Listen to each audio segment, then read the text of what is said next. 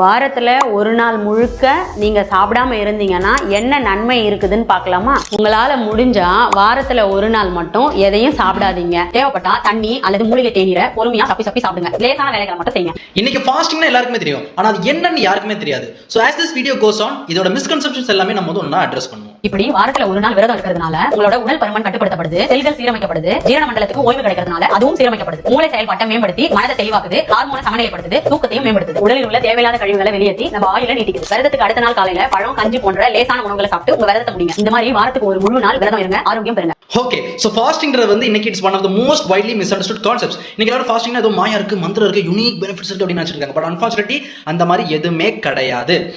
First argument நம்ம address பண்ணணும். நீங்க வந்து வயிற்றுக்கு வந்து ரெஸ்ட் கொடுக்கணும் அப்படின்னு சொல்றது, உங்க பாடியை வந்து நீங்க அண்டர் எஸ்டிமேட் பண்றீங்க. அது ஏதோ சீப்பான ஒரு வண்டி கிடையாது. நீங்க வந்து வாரம் கண்டிப்பா ஒரு நாள் சர்வீஸ் விட்டு தான் ஆகணும். your body is smarter than you think. In spite of that நீங்க ஆர்குமெண்ட் கொண்டு வந்தீங்கன்னா உங்க பாடி எவ்ரி நைட் உங்க வயிறு ஃபாஸ்டிங்ல தான் இருக்கு நீங்க தூங்கும் போது. ஸோ அதுக்குன்னு செப்பரேட்டா ஒரு நாள் கண்டிப்பா வாரத்தில் ஒரு நாள் மெயின்டைன் பண்ணும் அப்படின்னு எந்த ஒரு நீடும் கிடையாது. அண்ட் இவங்க சொல்ற மாதிரி ஃபாஸ்டிங் பண்ணா இதெல்லாம் பெனிஃபிட்ஸ் கிடைக்குமானா கண்டிப்பா உங்களுக்கு கிடைக்கும். பட் அது it is not because of the unique properties of fasting. Fasting is just another type of calorie restriction. So என்ன பண்றீங்க, நீங்க ஒரு நாள் ஃபாஸ்டிங் பண்றீங்கன்னா ஃபுட்டு கம்மியா சாப்பிடுறீங்க. ஸோ அந்த கம்மியா சாப்பிடுறத நீங்க வந்து டெய்லி உங்க ஃபுட் வந்து குறைச்சு நீங்க கேலரி டெபிசிட் மெயின்டைன் பண்ணி சாப்பிட்டாலும், நீங்க ஒரு நாள் ஃபாஸ்டிங் பண்ணி அந்த ஃபுட்டை கட் பண்ணாலும் ஒரே ரிசல்ட் தான் வரப்போகுது.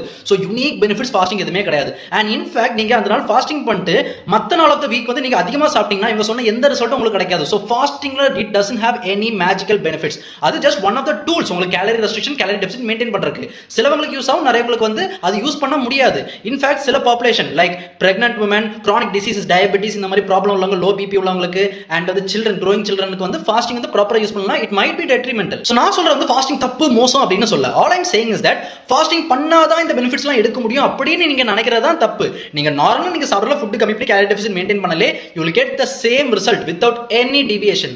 ஸோ உங்களுக்கு வந்து ஃபாஸ்டிங் பிடிச்சிருக்கு, ஒரு டூல உங்களுக்கு வந்து ஒர்க் ஆகுதுன்னா தாராளமாக ஃபாலோ பண்ணிடுங்க, நோ இஷ்யூஸ். பட் இது ஃபாலோ பண்ணாதான் உங்களுக்கு இவ்வளோ யூனிக் பெனிஃபிட்ஸ் கிடைக்கும் அப்படின்னு நீங்க வந்து எதிர்பார்க்க வேண்டாம்.